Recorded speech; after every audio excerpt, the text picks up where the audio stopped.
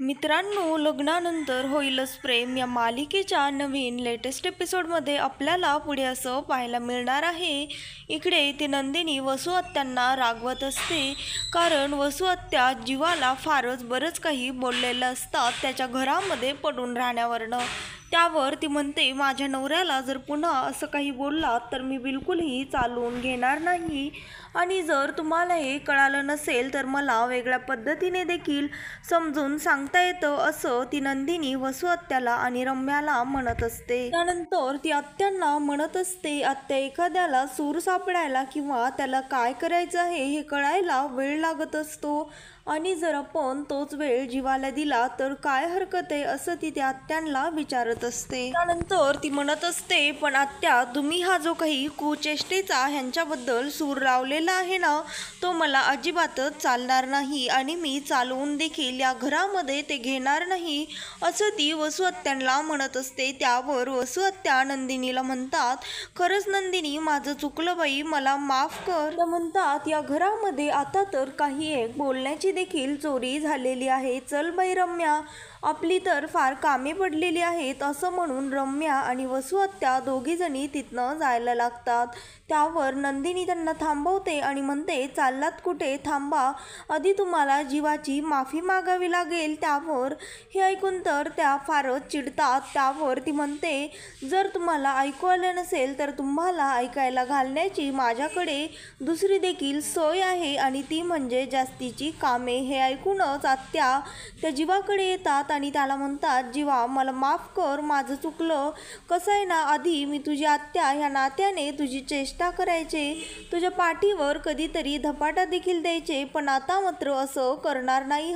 कारण जर मी आता असं केलं तर तुझी बायको मला कोर्टात खेचेल, तुला मारणं या गुन्ह्याखाली. त्यामुळे आता मी असं काही एक करणार नाही. त्यानंतर रम्या देखील त्या जीवाला सॉरी म्हणते. त्यावर ती नंदिनी म्हणते, रम्या, नीट सॉरी म्हण. त्यावर ती म्हणते, अगं नंदिनी, तुला कळत नाही का, मी एकदा त्याला सॉरी बोलली आहे ना, आता काही उठाबशा काढायला लावतेस की काय? त्यावर ती म्हणते, हो, जर आता तुम्ही पुढच्या वेळेस असं वेडवाकडं काही जीवाला बोललात ना, तर हे देखील मी तुम्हाला करायला लावेन.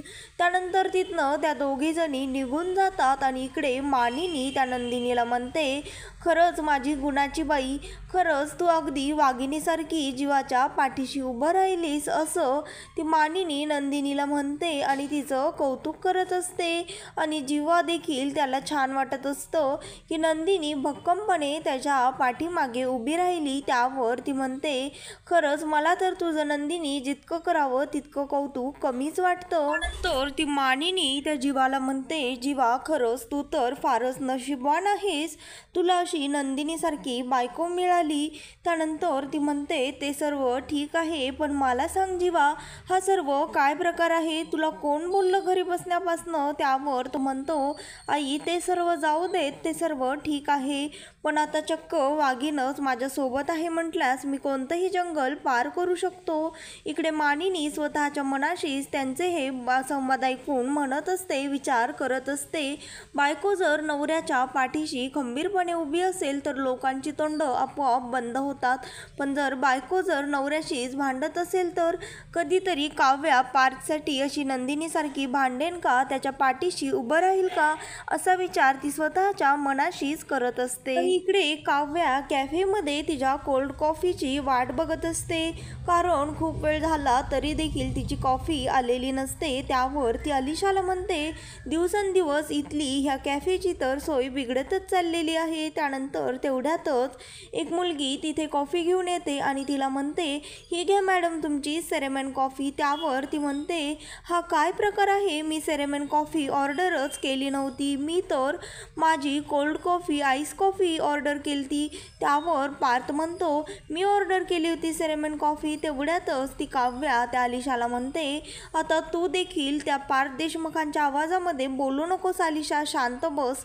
तेवढ्यातच ती मागे वळून बघते तर खरंच पार्थ देशमुखच आलेले असतात, कारण त्यांची देखील एका क्लायंटसोबत तिथे मीटिंग असती. त्यावर ते पार्थ तिथनं उठून त्या काव्याजवळ जातात आणि त्या वेटरला म्हणतात, खरंच थँक्यू, कारण आज तुमच्यामुळेच आमच्या दोघांची भेट घडवून आणली.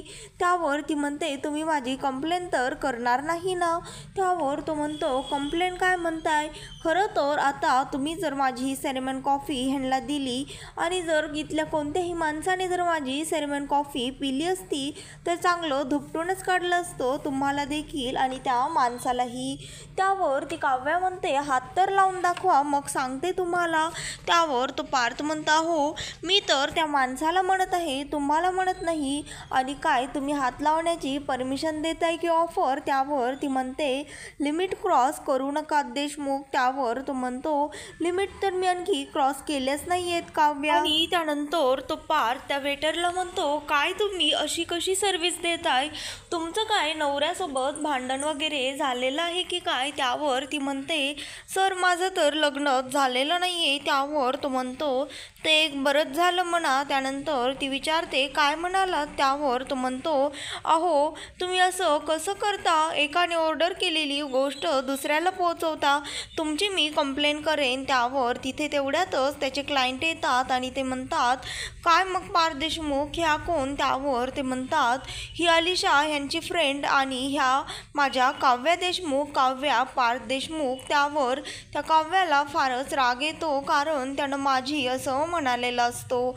आणि त्यानंतर इकडे त्या रम्या आणि वसू आत्या आता त्या नंदिनीच्या विरोधामध्ये कसा प्लॅन करायचा, तिची गुर्मी कशी उतरवायची ह्याबद्दल चर्चा करत असतात. वसू आत्या त्या रम्याला म्हणत असतात, रम्या मला हेच हवं होतं की त्या नंदिनीने जीवाची बाजू घ्यावी आणि त्या नंदिनीने त्या जीवाला कामासाठी अप्रोच करावं, त्याला इन्स्पायर करावं, कारण अशाने तो कामानिमित्ताने बाहेर जाईल आणि त्यानंतर आपण घरामध्ये आपल्याला हवं ते आपला हेतू साध्य घेऊन करू शकू. त्यावर ती म्हणते, आई तू हे काय बोलत आहेस? मला काही एक कळत नाहीये.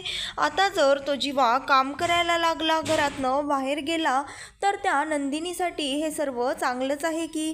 ह्यामध्ये कसला आलाय आपला फायदा? असं ती त्या वसू आत्यांना म्हणत असते. त्यानंतर ते म्हणत असतात, खरंच तुम्ही तर फार लकी आहात, तुम्हाला पार्थ देशमुखांसारखा नवरा मिळाला, असं ते त्या काव्याला म्हणतात. आणखी ते म्हणतात, खरं तर तुम्ही फार लकी तर आहातच, कारण पार्थ देशमुख फार इंटेलिजंट आणि शांत स्वभावाचे आहेत. सहनशीलताही ह्यांच्याकडे फारच आहे. ह्यांच्यासारखा नवरा भेटायला नशीबच लागतं. त्यावर ते म्हणतात, पण मी तुम्हाला काल कपल वॉच गिफ्ट दिलं होतं, ते कसं वाटलं? त्यावर ती काव्या म्हणते, ते तर फारच छान आहे. त्यावर इकडे पार्थ देशमुख स्वतःच्या मनात म्हणत असतात, तुटलेलं वॉच कसं छान असेल? त्यावर ती म्हणते, जरा शांत बसा ना. त्यावर ते म्हणतात, तुम्ही हे काय म्हणत आहात? त्यावर काव्या म्हणते, काही नाही सर, तुम्ही ह्यांच्याकडे जास्त लक्ष देऊ नका, ह्यांचा स्वभावच असा आहे, मस्तीखोर आणि सतत हसरा, हे उगाच जोक्स करत असतात. त्यानंतर ते म्हणतात, हा ते तर माहीतच आहे आम्हाला, कारण हे सतत तुमच्याविषयीच ऑफिसमध्ये बोलत असतात. खरंच हे तुमचं फार कौतुक करतात. त्यानंतर ती काव्या त्या सरांना म्हणत असते, खरंच थँक्यू सर, तुम्ही दिलेलं घड्याळ ह्यांच्यावर फारच उठून दिसेल, असं ती त्या सरांना म्हणत असते. त्यानंतर ते सर म्हणतात, चला आता मी निघतो.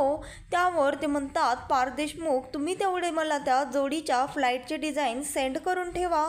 त्यावर ते म्हणतात, शुअर सर, आपण उद्या बँड्राला भेटूच. आणि त्यानंतर ते सर तिथनं निघून जातात. आणि त्यानंतर इकडे ती अलिशा म्हणते, तुम्ही बसा ना.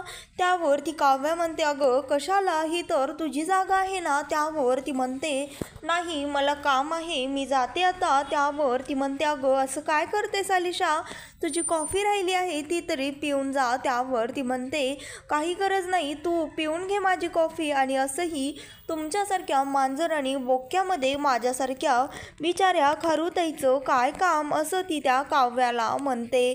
त्यानंतर तो पार्थ म्हणतो, हसायला लागतो आणि त्यानंतर म्हणतो, छान छान. आणि इकडे काव्या तिला थांबवण्याचा प्रयत्न करते, पण ती अलिशा मात्र थांबत नाही आणि तिथनं निघून जाते.